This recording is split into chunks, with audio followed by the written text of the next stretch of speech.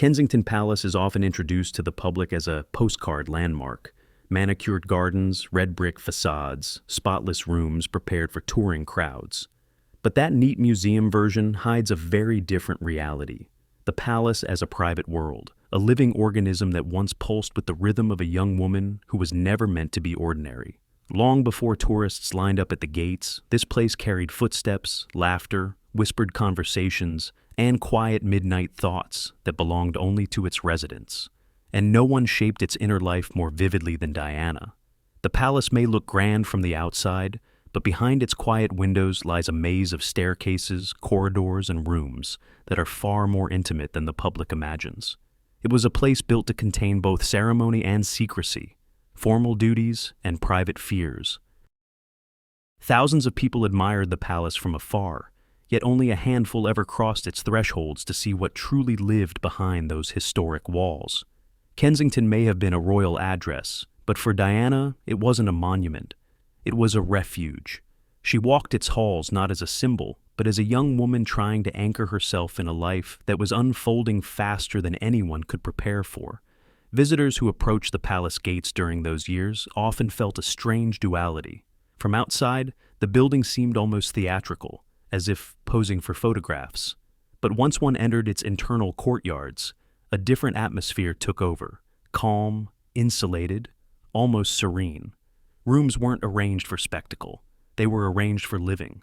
Doors closed quietly, carpets softened every step, and the light that drifted in through the tall sash windows filtered through layers of history. This was not the world of royal pageantry. It was the world of personal choices, where the color of a curtain mattered, where a lamp placed near a sofa could warm a room, and where a framed photograph on a desk could speak louder than any official portrait. The deeper one walked into the palace, the more it felt like the building was watching over those who lived inside. Kensington's structure is old enough to remember countless chapters of royal history, yet it adapted remarkably to each new generation. It didn't simply absorb events, it held on to them. The staircase Diana climbed every morning, the hallway she crossed on her way to her sitting room, the quiet alcove where she paused to read letters. Each corner collected memories the way old stone collects warmth from the sun. And because these walls never spoke, they protected secrets with a loyalty no person could guarantee. That silence, that protective stillness, is what made the palace so unique.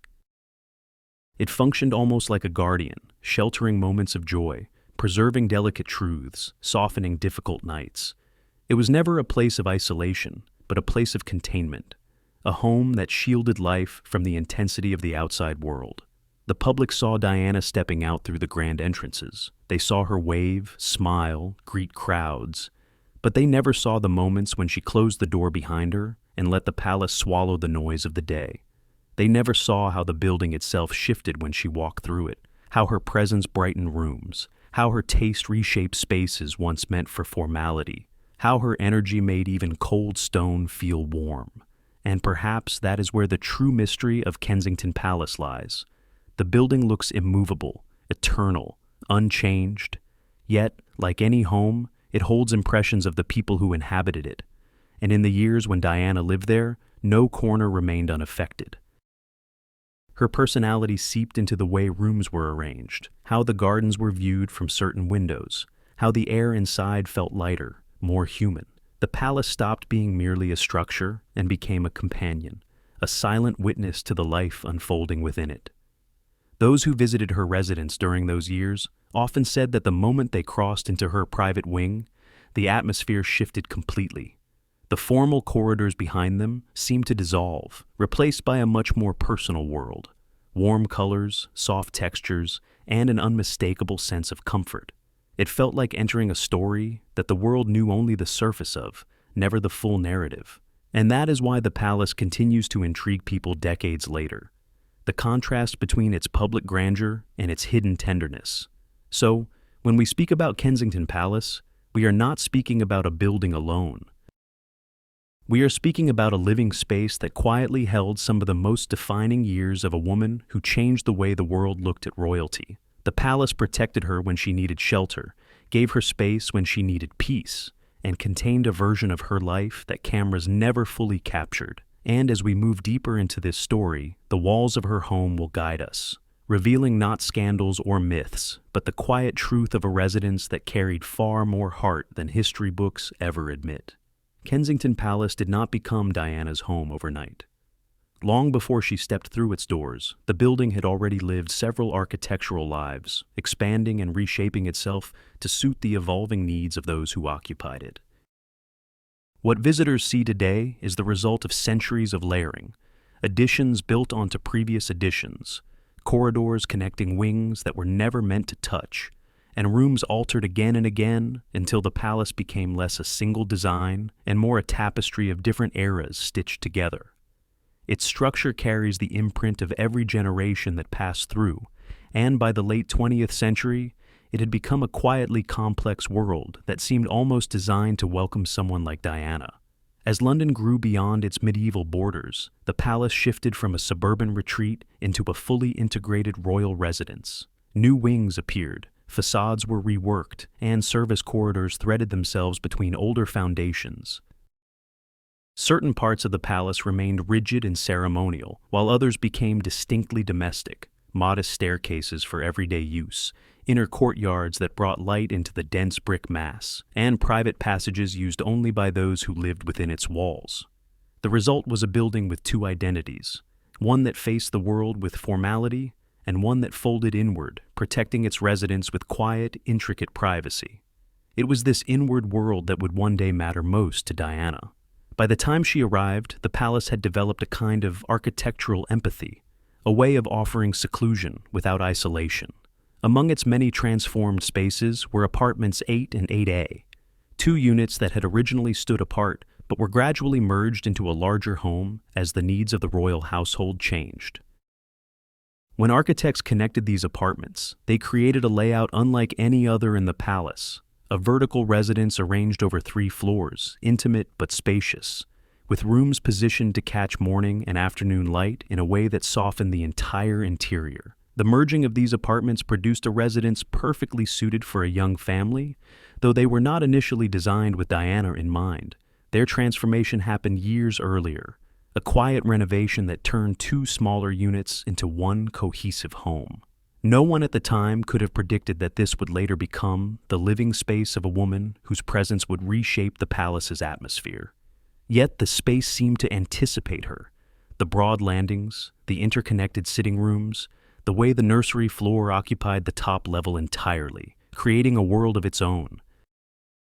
It was as if the architecture had arranged itself in advance to provide comfort to someone who would desperately need a sanctuary. As Diana's life moved toward the palace, the building was already waiting, its rooms prepared not in ceremony but in structure. The apartments sat in the quieter northern section of the main building, removed enough from the ceremonial wings to offer peace while still close to the heart of the royal compound. From the outside, the windows appeared ordinary, yet behind them lay a series of spaces that had become unexpectedly warm and human-centric over the decades. These subtle architectural choices, the softened interiors, the private staircases, the sheltered views, would eventually become part of Diana's daily rhythm, shaping her routines long before the public ever imagined what life inside Kensington was truly like. By the time she crossed the threshold as a member of the royal family, the apartments had already absorbed layers of history, but were ready to absorb something different: her presence. And as she settled into that merged residence, the palace itself seemed to shift again, not through construction or renovation, but through the energy of the person who now called it home. When apartments 8 and 8A were first conceived, they were never meant to form a single household. Each unit functioned as its own compact residence, complete with modest sitting rooms and service access routes typical of Kensington's older architectural layout. But as the needs of the royal family evolved, the palace began quietly reshaping its internal geography. Architects were instructed not to reinvent the space, but to fuse it, to take 2 distinct apartments built in different decades with different proportions and different internal logic, and turn them into one coherent 3-floor home capable of holding a young family's full daily life. What emerged from this transformation was far more than a larger living area. It was a self-contained world nestled inside the palace's northern wing. The joining process required delicate architectural diplomacy.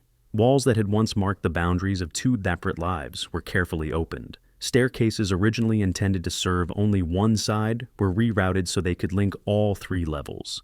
Narrow passages that once led to service rooms became transitional zones connecting the newly unified home. The resulting interior didn't feel patched together. Instead, it felt intentionally layered, with each floor flowing naturally into the next, while still offering pockets of privacy.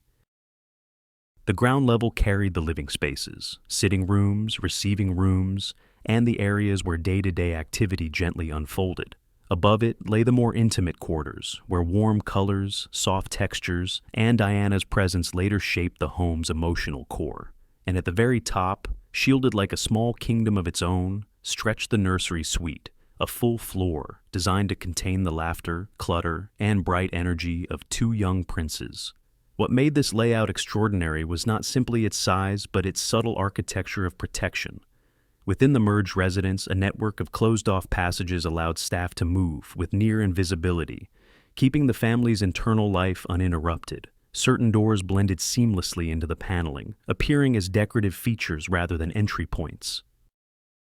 A short, angled corridor near the main staircase served as a pivot between public-facing rooms and private retreats, offering a moment of stillness before one crossed into either world.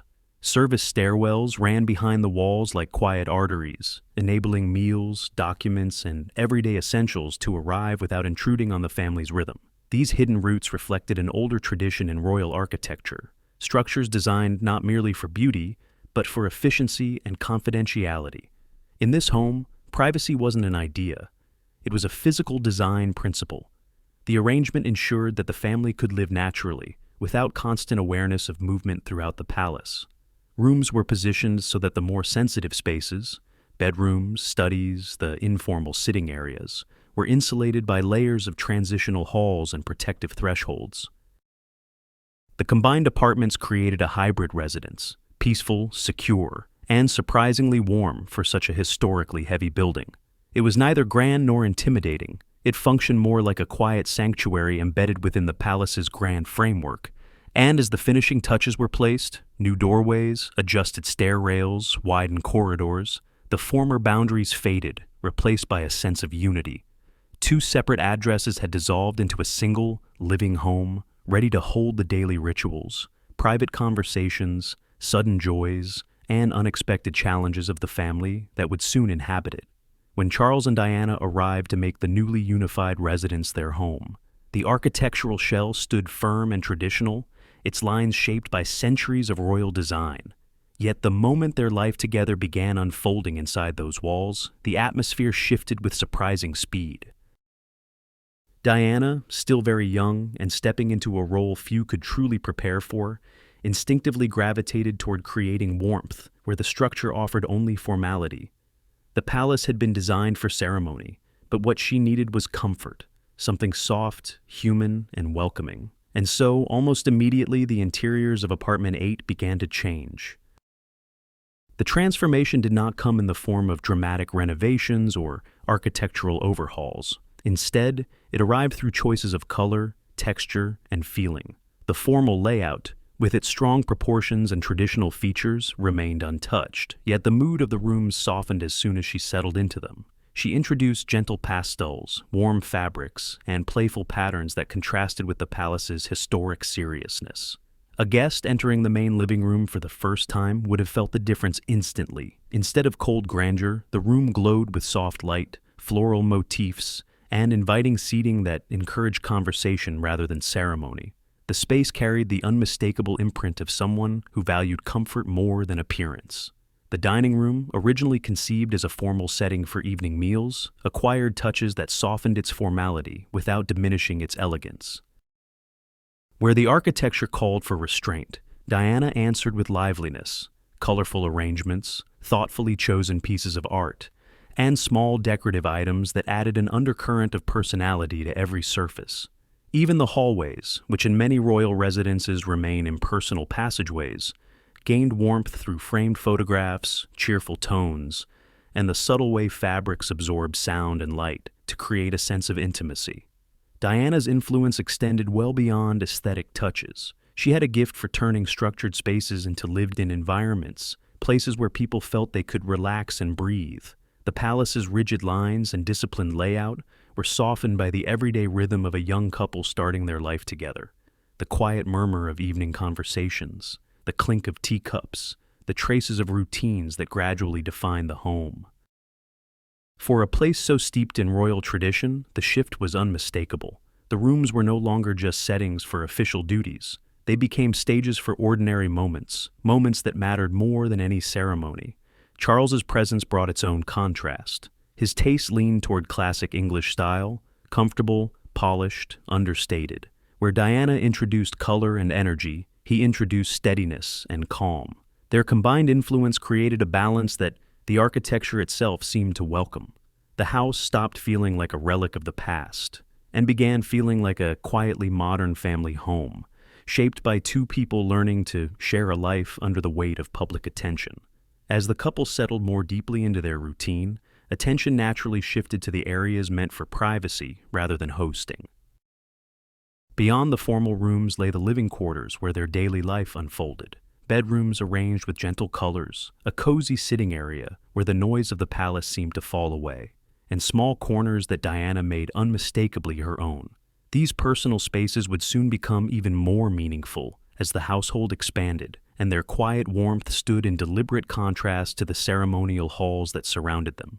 Step by step, the residence revealed the tender heart it was beginning to develop, a heart that would find its fullest expression in the rooms where the young family spent its most intimate hours. Diana's private world inside Kensington Palace was unlike anything the building had held before.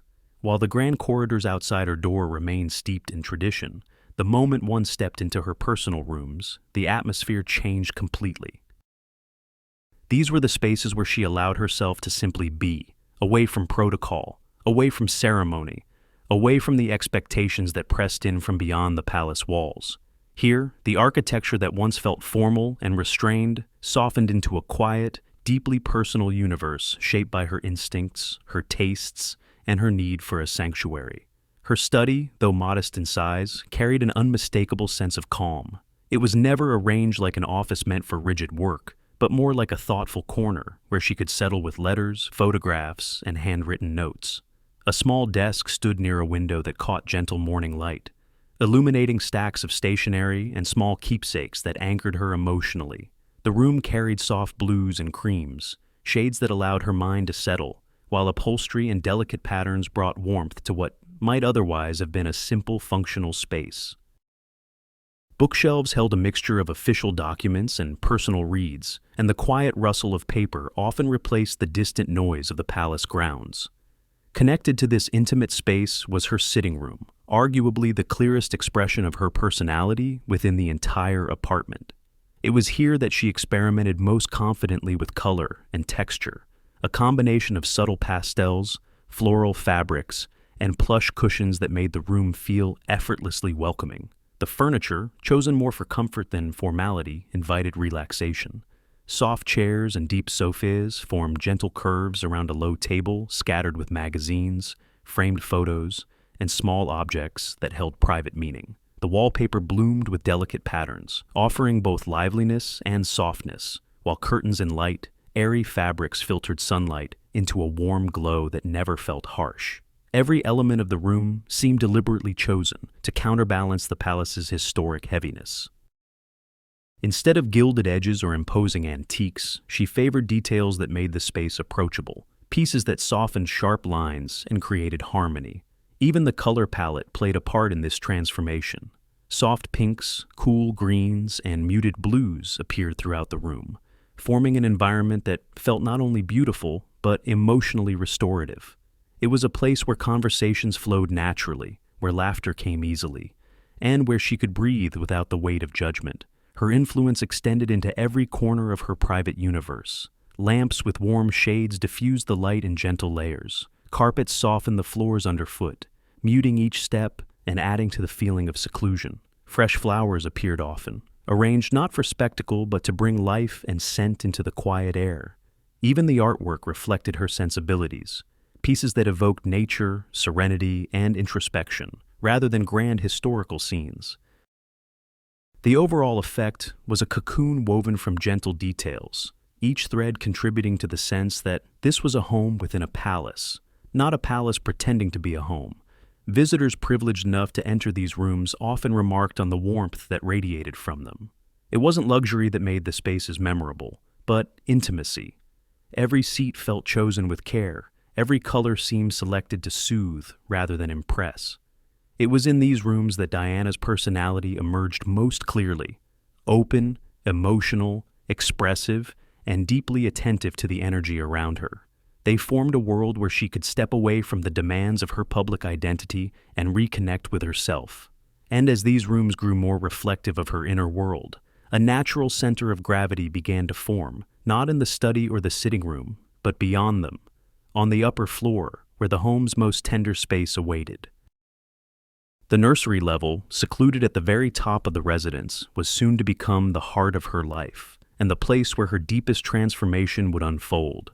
The top floor of the residence was unlike any other space in Kensington Palace. While most royal interiors carried echoes of formality, this level hummed with a different kind of life, light, energetic, and completely devoted to the childhood of two boys who would one day carry enormous responsibilities. The moment one climbed the stairs to the nursery suite, the shift in atmosphere was immediate. The air felt brighter, the colors more cheerful, and the rooms arranged not around protocol, but around curiosity, play, and movement. Everything here had been shaped for William and Harry, forming a small kingdom where they could grow without the weight of expectations touching their shoulders too early. The nursery floor wasn't simply a pair of bedrooms and a playroom. It was an entire environment designed to evolve as the boys did. Large windows brought in morning sunlight, filling the rooms with a soft glow that made the space feel endlessly open. Furniture was scaled to their height, creating a sense of independence even in early childhood. Shelves lined with books, puzzles, and plush toys wrapped the walls like a colorful mural of their interests. There were corners devoted to drawing and building, areas set aside for reading, and places where their imagination could run freely, from miniature castles to toy soldiers arranged in careful rows. The rooms were laid out with both practicality and emotion in mind. Each prince had his own sleeping area, decorated with subtle touches that reflected his developing personality. Their beds were positioned to catch the morning light but shield them from drafts. Soft rugs muted the sound of small feet running across the floor, and thick curtains transformed the playrooms into quiet nighttime spaces when needed.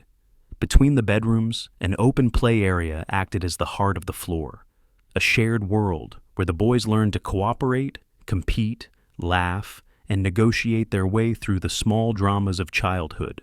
Along one wall, a series of low cabinets held an ever-changing rotation of toys, model airplanes, wooden blocks, small trains, and the kinds of imaginative creations that only a child's world can sustain. The colors throughout the nursery were intentionally uplifting, gentle neutrals woven with touches of red, green, and blue, creating an environment that felt warm without being overwhelming. Artwork chosen for the space was whimsical, full of animals, storybook scenes, and playful imagery that pushed the heavy formality of the palace far into the background. This floor did not look like a royal residence. It looked like a home. Despite the joyful energy that filled the nursery, the design also respected the need for order and rhythm. Storage was cleverly built into alcoves. Staff had discrete routes for tidying and delivering necessities without interrupting the boys' play. And Diana's influence was present everywhere. She wanted her sons to feel grounded, to experience the world as children rather than figures constantly under watch. The nursery reflected that philosophy. It was safe, nurturing, and free from the stiffness that sometimes seeped into other parts of palace life. In the afternoons, the sounds drifting down from the top level often carried through the stairwell. Laughter, the thud of toys on carpet, the bright chatter of two brothers discovering the world together. Sometimes Diana joined them on the floor, turning the palace into a backdrop rather than a stage. Other times, the boys would dash out onto the landing and race down the stairs toward the more social rooms below, where family life continued in a different rhythm. As the children grew, the nursery began to blend naturally with the rest of the home. Their footsteps echoed through the hallways, their play spilled into the sitting rooms, and the once separate worlds of child space and family space slowly intertwined. What started as a dedicated floor for early childhood gradually became a foundation for shared moments, breakfasts filled with laughter, evenings when toys migrated to the main living area, and countless small memories that tied the entire apartment together into one unified home. The moment the boys' footsteps drifted down from the nursery, they usually carried straight into the grand spaces that define the heart of the home, the sitting rooms and the dining room. These rooms formed the public face of apartment 8, yet even here, Diana's touch softened the boundaries between formality and family life. They were designed to host gatherings, receptions, and occasional official photographs, but they also served as warm backdrops for quieter, more personal moments. The palace architecture established the framework. Diana transformed it into a living stage where both ceremonial duties and intimate celebrations naturally unfolded. The main sitting room was the most frequently used of these spaces, and the moment one stepped into it, the room revealed two distinct identities harmoniously woven together. Its bones were unmistakably royal: high ceilings, tall windows, elegant proportions that reflected centuries of tradition. Yet the furnishings dissolved the stiffness one might expect. Soft sofas upholstered in gentle shades of pink and cream curved around a low central table, inviting guests to settle rather than perch. Cushions in floral patterns and textured fabrics brought warmth to the room, while a thick carpet muted footsteps and softened the atmosphere. Light filtered through the windows in layers, softened by curtains chosen not for grandeur, but for comfort, pale tones that glowed in the afternoon sun. Throughout the space stood small personal touches that revealed the family living within it. A mahogany chest near the window displayed framed photographs capturing moments that rarely reach the public eye. Fresh flowers brightened side tables, their arrangements chosen to enliven the room without overwhelming it. Lamps cast pools of warm light in the evenings, shifting the room's mood from airy daytime openness to a calm, golden glow that felt almost domestic. It was here that staff often announced visitors, where Diana welcomed friends, and where spontaneous conversations unfolded over cups of tea. Adjacent to this principal sitting room lay a slightly more formal reception space, a room that balanced elegance with an understated sense of privacy. This area hosted some of the most iconic family photographs ever taken inside Kensington Palace. The soft blue and pink patterned wallpaper offered a delicate backdrop that never stole focus from the faces in front of it. The furniture was arranged with symmetry, yet the room never felt rigid. Rather, it seemed thoughtfully choreographed.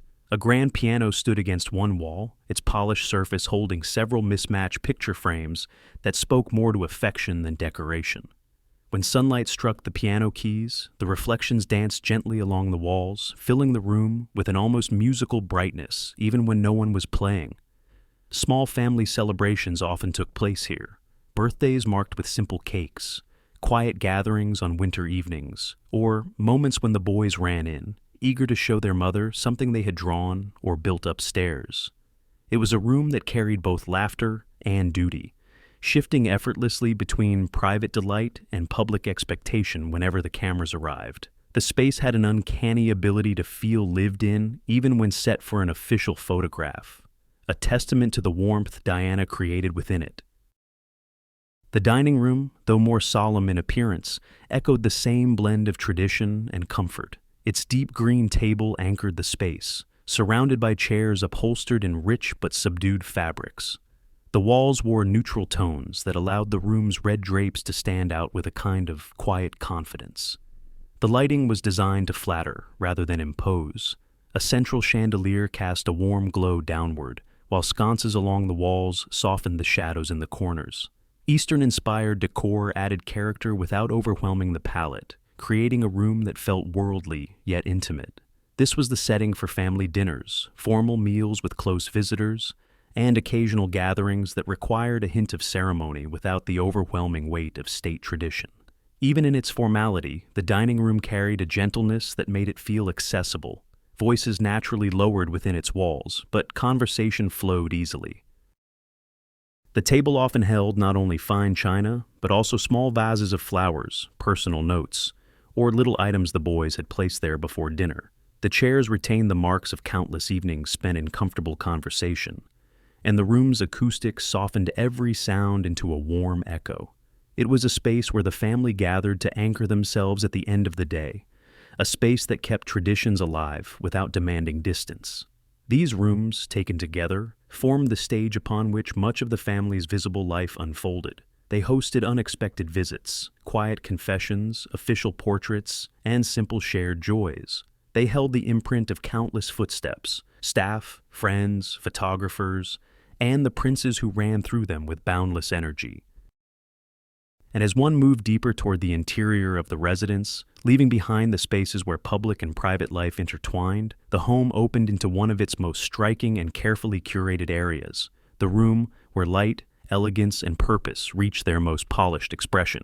The Yellow Room stood at the crossroads of Diana's private world and her public obligations, a space where the palace's centuries-old architecture met the pulse of a woman whose every gesture was observed, interpreted, and amplified far beyond the walls around her. Unlike the softer sitting rooms or the playful nursery above, this room carried a particular gravity. It was the strategic center of her daily life, the place where decisions were drafted, letters composed, and meetings held with a delicate balance of warmth and determination. If apartment 8 had a heartbeat, it was here.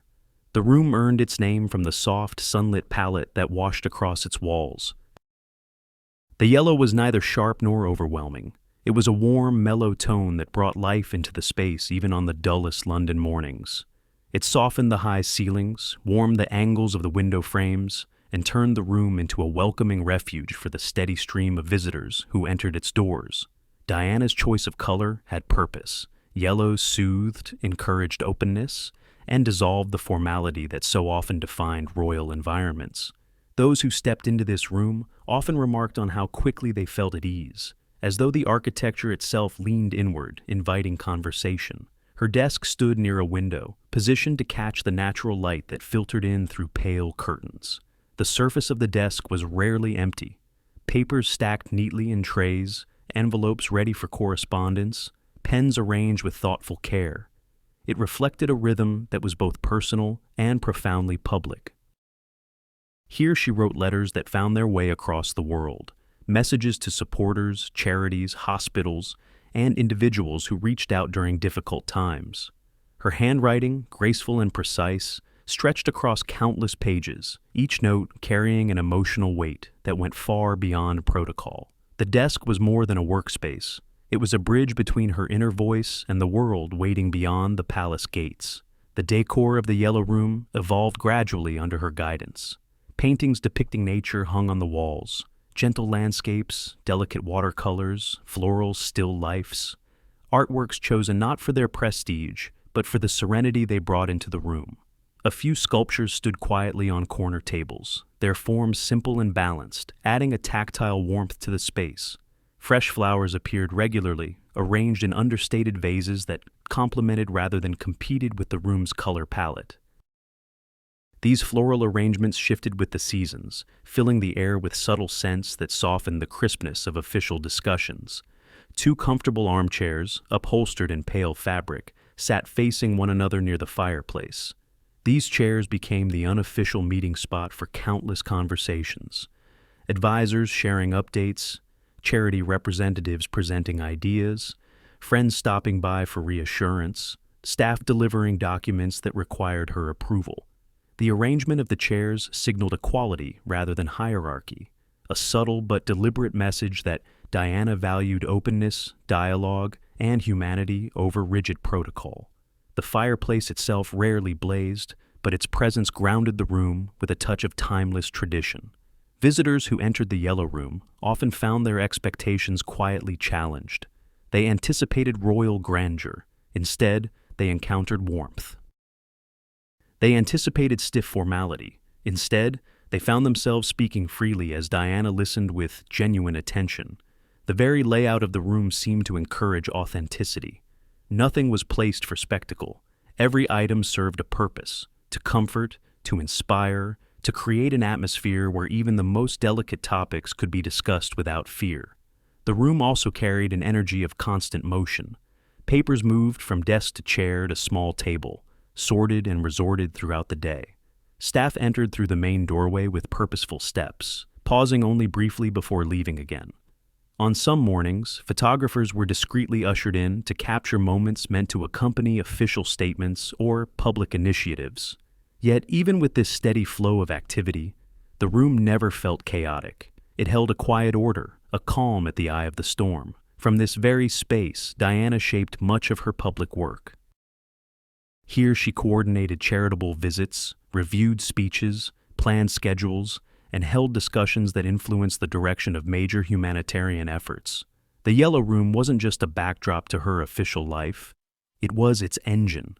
It allowed her to maintain clarity amid the swirling demands of royal duties, grounding her emotionally even as she faced increasingly complex responsibilities. And yet, despite its importance and constant use, the room was only one layer of her world. Beyond its threshold lay a very different realm. Parts of the apartment designed to shield her from the pressures that accumulated here. Quiet corridors, gentle staircases, and secluded rooms formed a hidden network of spaces where the public role dissolved and the most private version of Diana emerged. As the door of the Yellow Room closed behind her at the end of long days, she stepped into that quieter, more protected part of her home, a world where expectations faded and only the most intimate corners of the residence remained. The deeper one moved away from the Yellow Room, the more the palace seemed to change its posture. The walls grew quieter, the light softened, and the air carried a stillness that felt carefully preserved. These were the zones that visitors never saw. Not journalists, not dignitaries, not even many members of the extended household. They were designed not for presentation, but for protection, forming an architectural buffer between Diana's public life and the fragile privacy she fought to hold on to. The entrance to this hidden section was subtle, marked only by a corridor that curved gently out of view, its proportions narrower than those of the main hallways. The floor here was laid with thicker carpeting, chosen deliberately to muffle footsteps and allow movement without echo.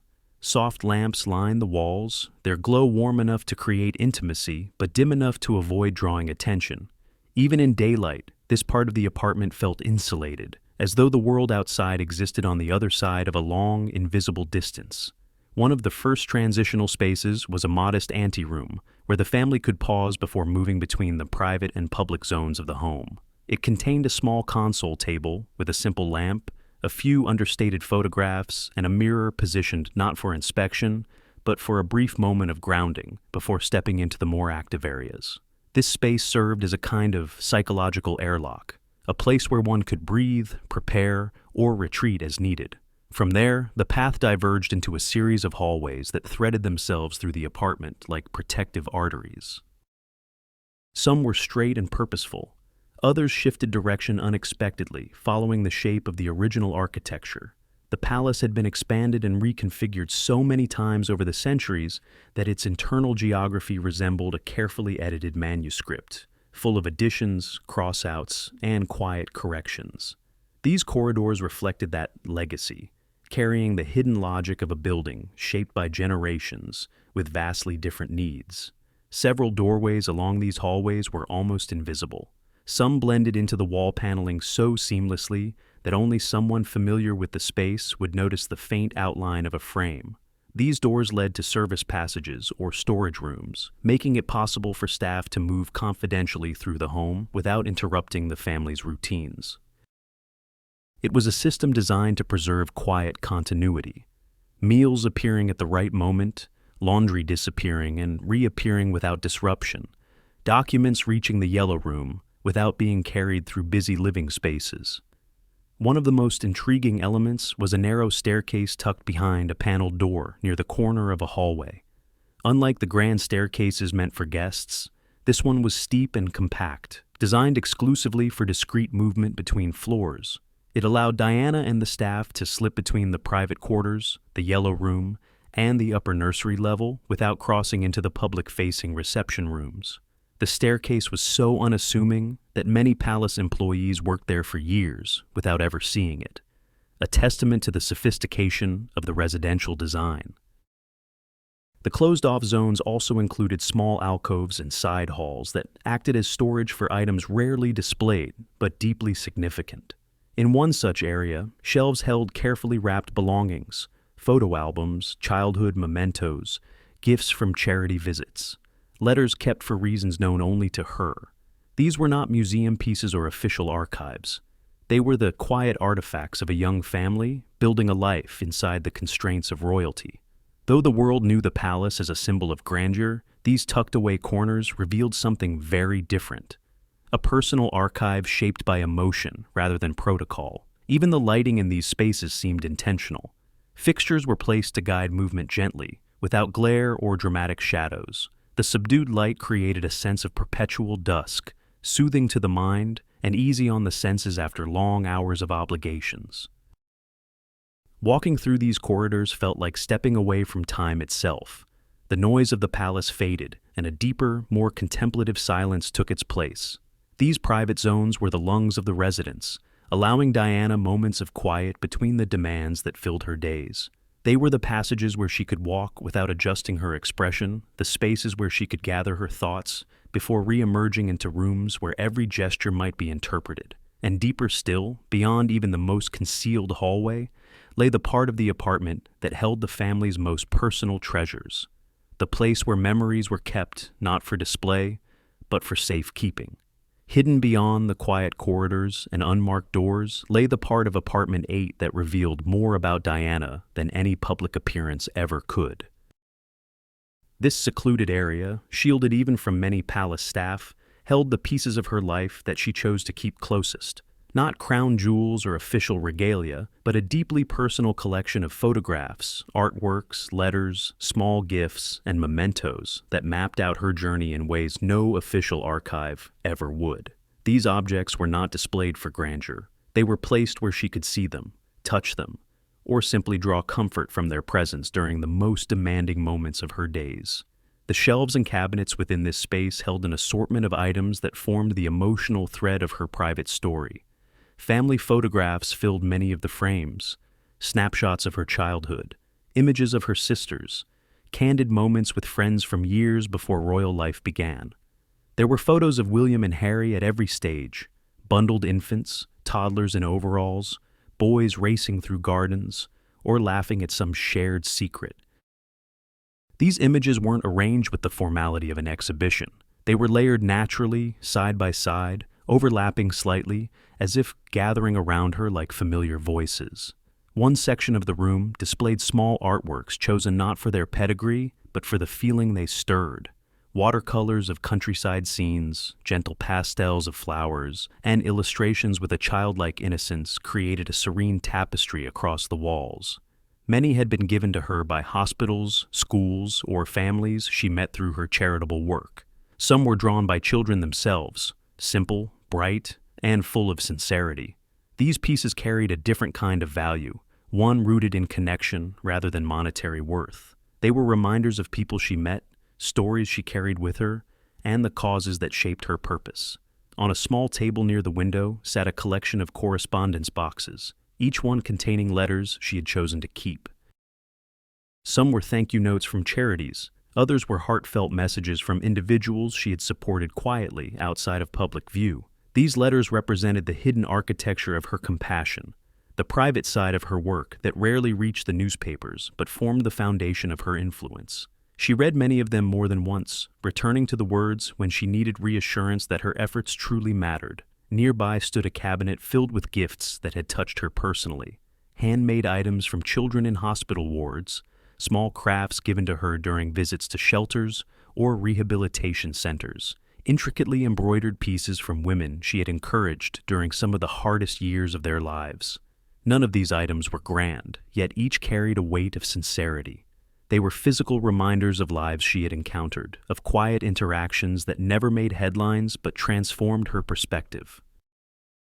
Perhaps most striking were the keepsakes connected to her sons, a lock of baby hair sealed in a small silver container, handprints pressed into soft clay, a few early drawings framed with rustic simplicity, toys they once adored, a miniature train, a stuffed bear with slightly worn fur, a wooden puzzle with a missing piece, preserved not as artifacts, but as precious memories.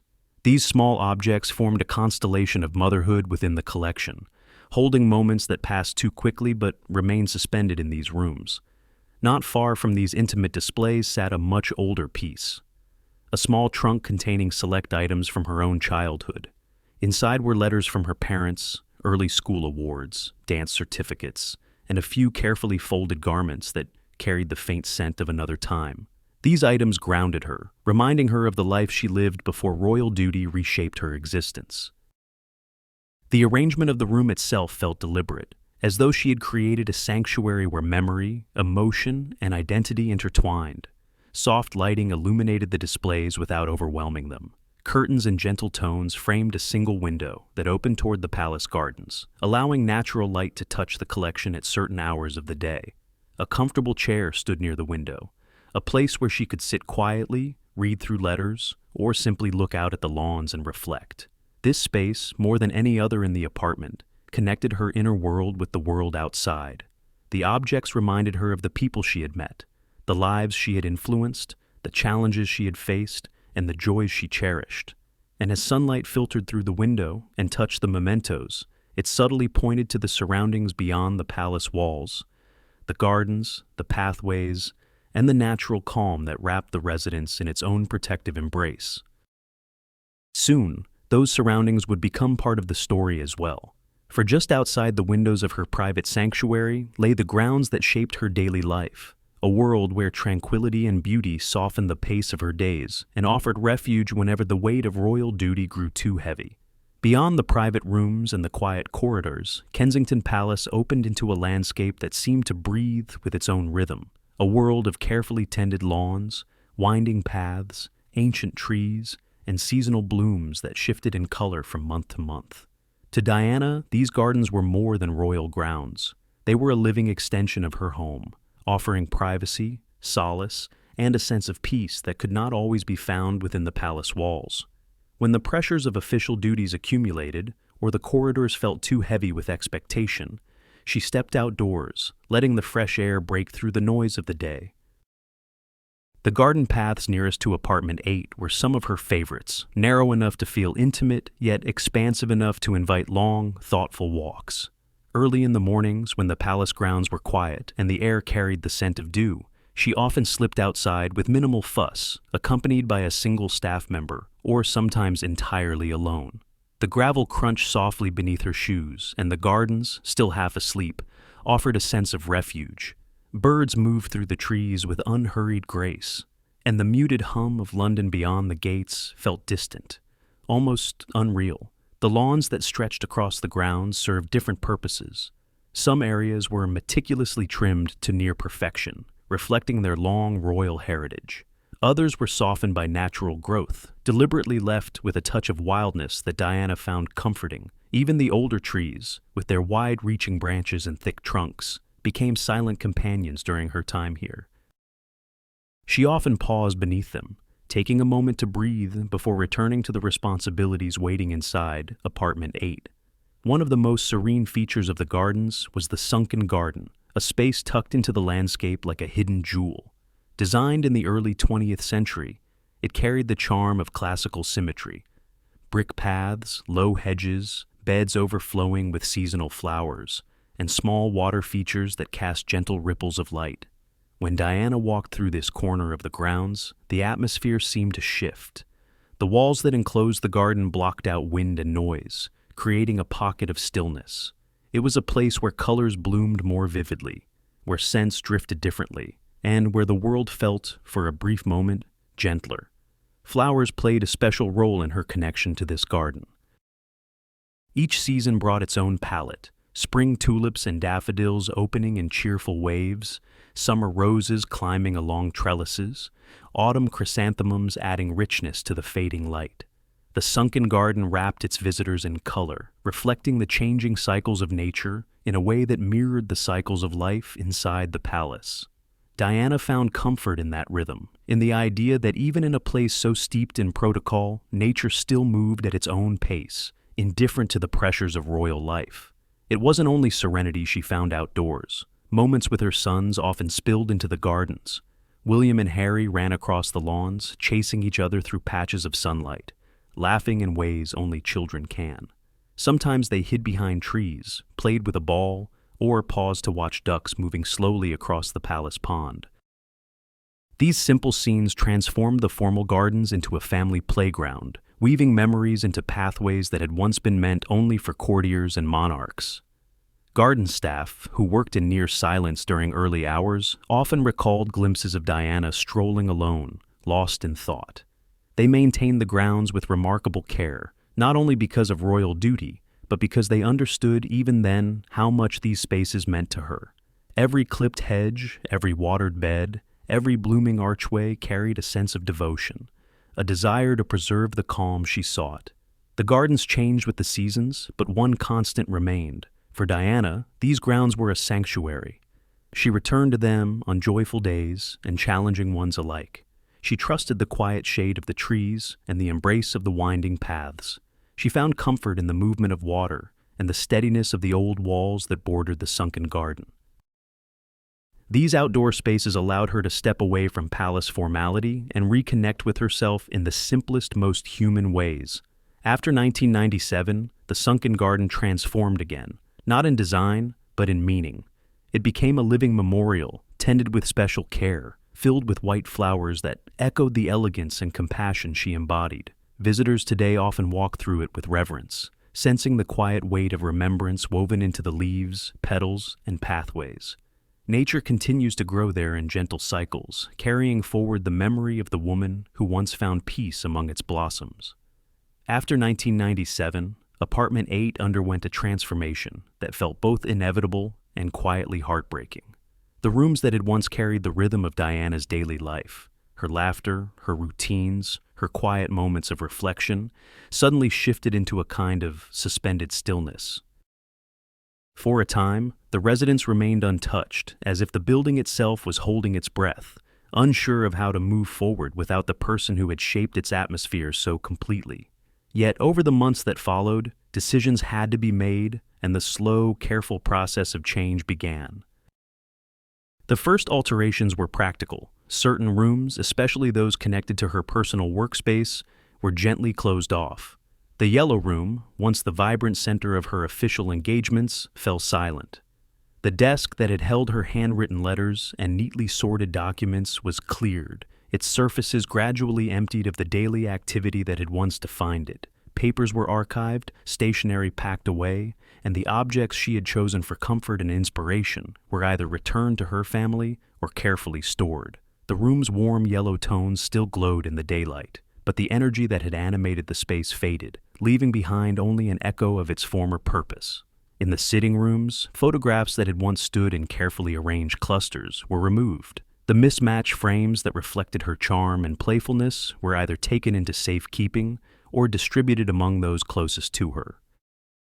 The floral fabrics, soft textures, and gentle pastels that once made the rooms feel unmistakably hers remained for a short while, but without her presence the spaces lost their intimacy.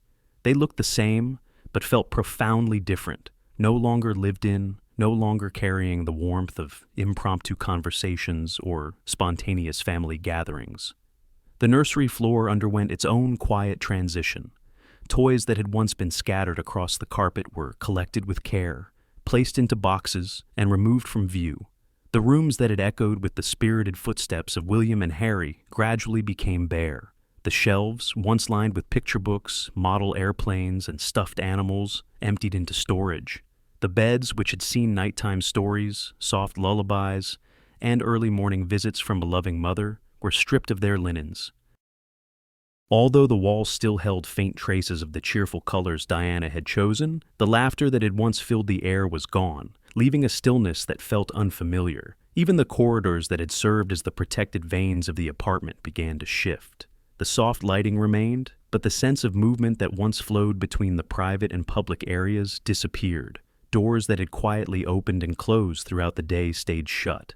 The hidden staircase that connected the nursery, the sitting rooms, and the yellow room became a passage used only by staff managing the transition. The palace, which had adapted so gracefully to Diana's presence, struggled to absorb her absence. Its silence became heavier. Over time, the process of repurposing the apartment accelerated. The palace needed to adapt to new realities, and the residence could no longer remain a preserved snapshot of the past. Restoration teams entered the space to evaluate what could be maintained, what needed repair, and what required removal. Some furnishings were relocated to other royal properties, while more personal items were carefully archived. Areas once intended exclusively for private use were prepared for new occupants and new functions. Slowly, layer by layer, the home lost the unmistakable imprint of the woman who had shaped it.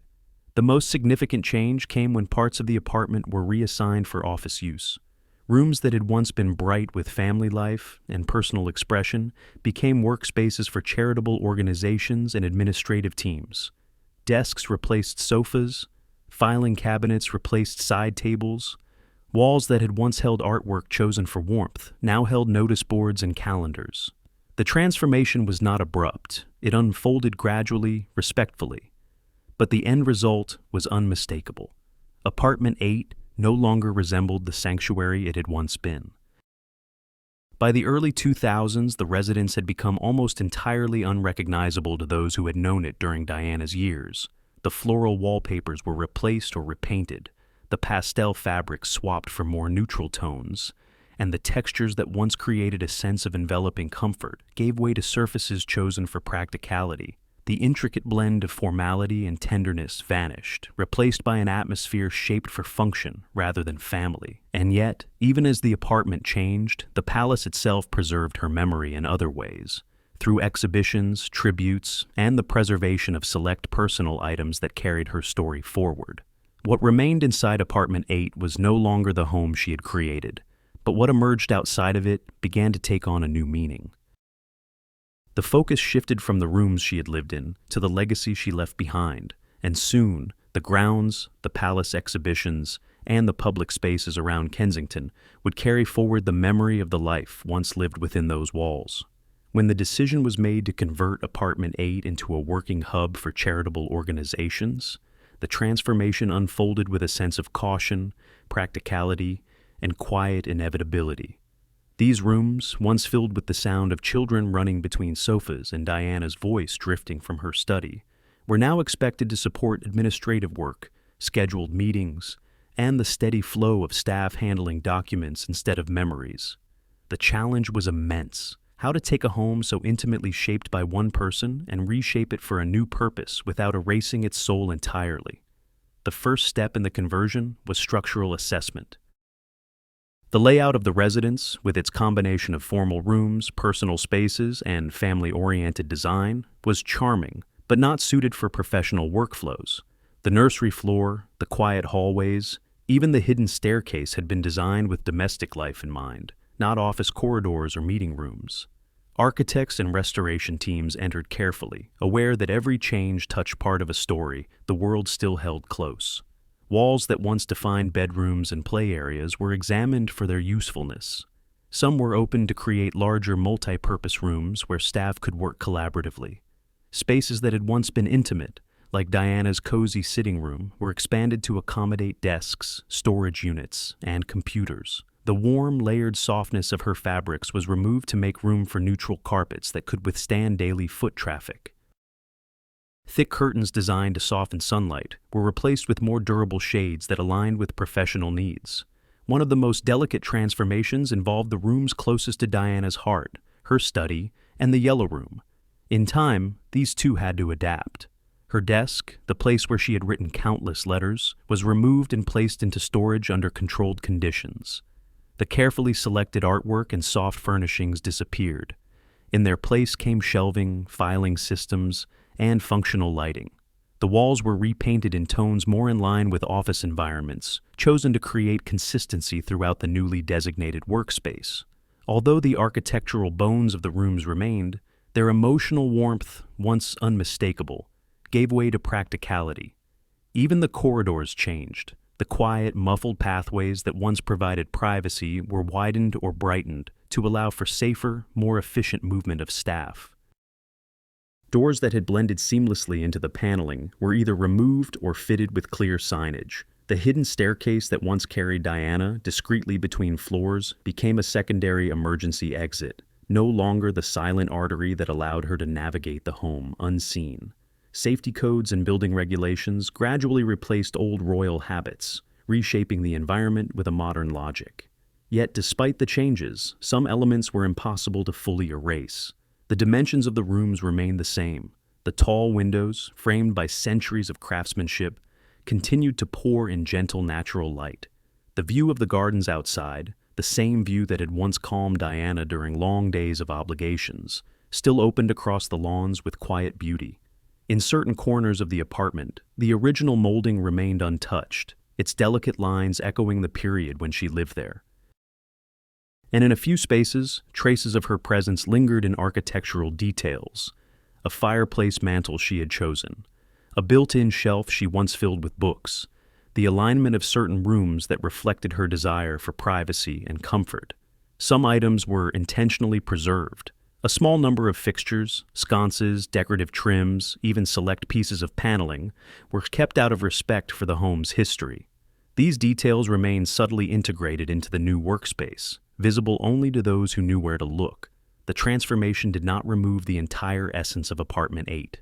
Instead, it overlaid a new purpose on top of an emotional foundation that could never be entirely stripped away.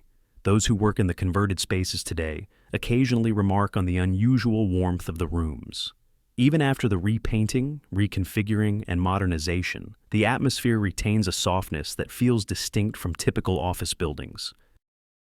Perhaps it comes from the architecture's residential origins, perhaps from the proportions of the rooms, or perhaps from the lingering memory of the life once lived there, the sense, subtle but present, that the space had once been filled with family rather than files, conversation rather than conference calls. Visitors rarely see these offices. They are not part of public tours, nor are they marked with plaques. They function quietly, without ceremony, hidden behind the palace façade, just as the family's life had once been hidden there.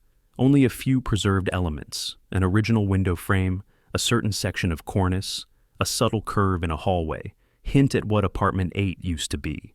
And though most of Diana's personal touches are now gone, the structure that once embraced her remains intact, holding within its bricks the memory of a home that, for a time, shaped the life of one of the most beloved figures in modern history. The apartment may no longer resemble the sanctuary she created, but the palace preserves her story in new ways. And from here, attention naturally shifts beyond the sealed doors of Apartment 8 toward the broader legacy that took shape in the exhibitions, memorials, and carefully maintained spaces that now honor her presence on the palace grounds. Beyond the closed and repurposed rooms of Apartment 8, Kensington Palace gradually reshaped its public face to ensure that Diana's presence would never be reduced to whispers behind sealed doors. The palace, with its long tradition of adapting to each chapter of royal history, found a new role in the years that followed. It became a custodian of memory. Certain spaces were open to visitors, not simply to display royal grandeur, but to let people step into the story of a woman whose life had touched millions. The building that once held her private world now offered curated glimpses into the past, carefully preserved rooms, intimate exhibitions, and quiet corners where the echoes of her presence felt unmistakably alive. One of the most significant steps in this transformation was the creation of dedicated exhibitions inside the palace. These displays, though not located in her former private apartment, were designed with immense respect for the warmth and authenticity she brought to royal life. Visitors entering these galleries encountered not a narrative shaped by formality, but one shaped by humanity. Dresses she had worn during pivotal moments, handwritten notes, personal belongings, and photographs were arranged in a way that captured both the elegance and vulnerability that defined her years in the spotlight. Each item felt less like an artifact and more like a storyteller, offering glimpses into the life behind the public image. Particularly striking were the rooms that displayed her fashion legacy. Dresses once worn at charity galas, state events, and everyday engagements were presented with careful lighting that highlighted their textures, colors, and quiet symbolism. Some gowns carried the glamour of international appearances.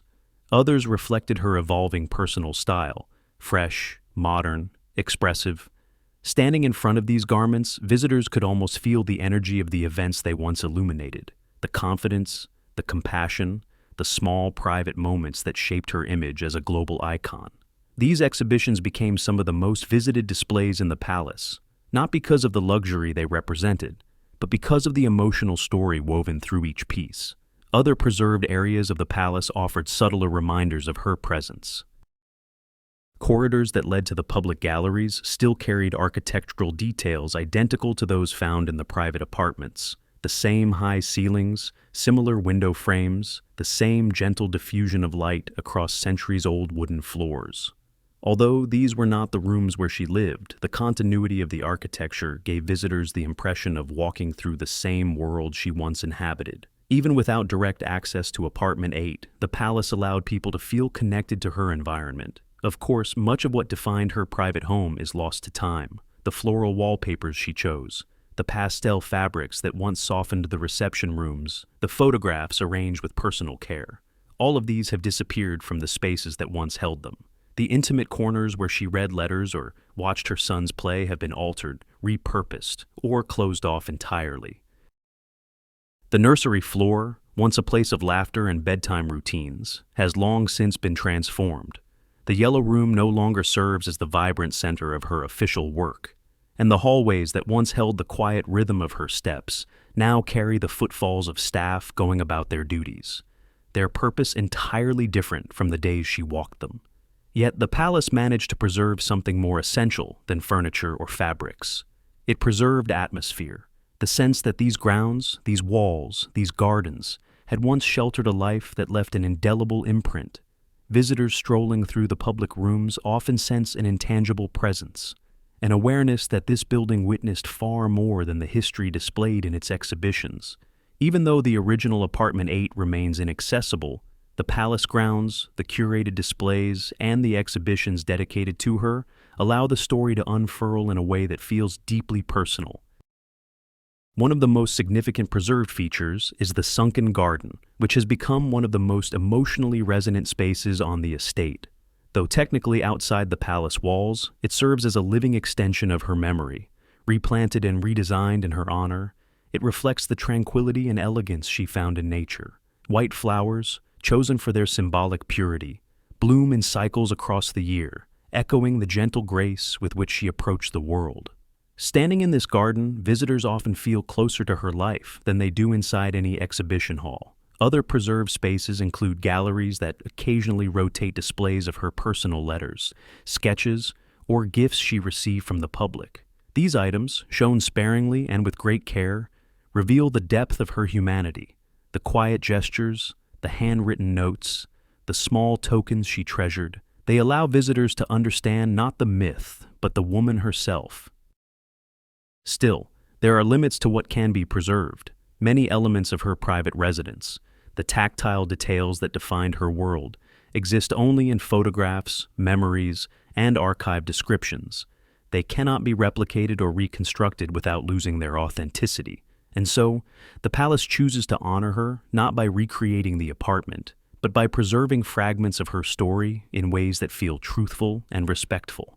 As visitors move through these spaces, the exhibitions, the galleries, the gardens, the experience gradually shifts from the intimate details of her life to the broader meaning of her legacy. Kensington Palace becomes more than a place she once lived. It becomes a vessel carrying forward the values she championed, the compassion she embodied, and the profound ways she reshaped the monarchy's relationship with the public. And from here, the narrative turns naturally toward the final reflection, not on the rooms she occupied, but on the enduring impact her presence left on the palace, the people, and the world beyond its walls. Even though apartment 8 no longer looks the way it did when Diana lived in it, the essence of those rooms continues to permeate Kensington Palace like a quiet resonance. Buildings, especially those that shelter lives as public and as intimate as hers, develop a kind of memory, not through furniture or decor, but through the way they shape and witness moments. The merged apartments that once formed her home have become something more than a set of rooms. They are the architectural echo of an era that reshaped how the world viewed royalty, motherhood, and compassion. The palace walls do not hold on to the past in a literal sense. They hold on to its energy. Even after the rooms were cleared, repurposed, or reassigned, those walls that had watched her pace through late nights, sit with her children on the floor, or open letters from strangers around the world retained the subtle imprint of those rhythms. They held the weight of her footsteps, the sound of her laughter drifting down the staircase, the quiet moments when she paused in a hallway to gather her thoughts. These impressions do not fade simply because furniture changes. They become part of the building's character. For William and Harry, the significance runs even deeper. Long before they stepped onto the global stage as adults, they learned the shape of the world through the rooms of apartment 8. They played along its corridors, ran up its staircases, and fell asleep in its nursery. Their earliest memories, the first stories, the first lessons, the first glimpses of a life both extraordinary and ordinary, were anchored within these walls. The apartment became the foundation upon which their understanding of home was built, a place where they experienced childhood with unusual constraints, but also unusual warmth. When they later spoke about their mother, that warmth often traced back to this very space, where her presence filled every corner. Though the rooms no longer hold the objects of their youth, their emotional geography remains intact. The apartment shaped the relationship between mother and sons in a way no other palace residence could have. It was not a state residence used for ceremony. It was a genuine home, built from softness and routine, an oasis in the middle of royal formality. The details of that home, the pastel textiles, the scattered toys, the cozy sitting areas, might be gone, but the building retains the memory of the life once lived inside it. That is the legacy that cannot be demolished or repainted out of existence. As the world continues to visit Kensington Palace, many come not just to see royal history, but to feel a connection to the woman whose compassion reshaped the monarchy. They walk the grounds knowing they stand only a few meters from where she read bedtime stories, wrote heartfelt letters, and found pockets of peace in the gardens when the weight of life grew heavy. Visitors often stop outside the wing where the apartments once stood, not because they expect to see anything through the windows, but because they know the significance of what happened inside. The palace itself has embraced this legacy. Exhibitions may rotate, decor may shift, and functions of rooms may evolve, but the story of Apartment 8 endures as a defining chapter in Kensington's long timeline. The building carries it forward, weaving it into the broader narrative of royal life in the late 20th century. It reminds every visitor that history is not shaped only by state events and official ceremonies. It is shaped by private moments, by the warmth of a family home, by the resilience shown in quiet rooms, by the laughter of children echoing down ancient corridors.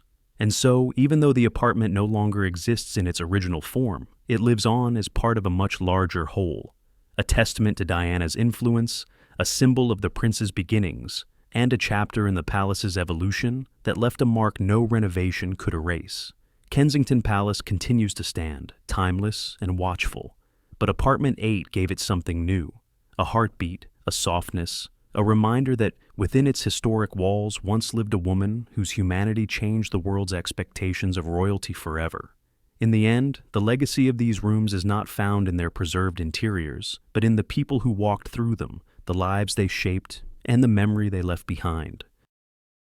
The palace remembers, not through artifacts or displays, but through the quiet truth that certain lives transform the places they touch.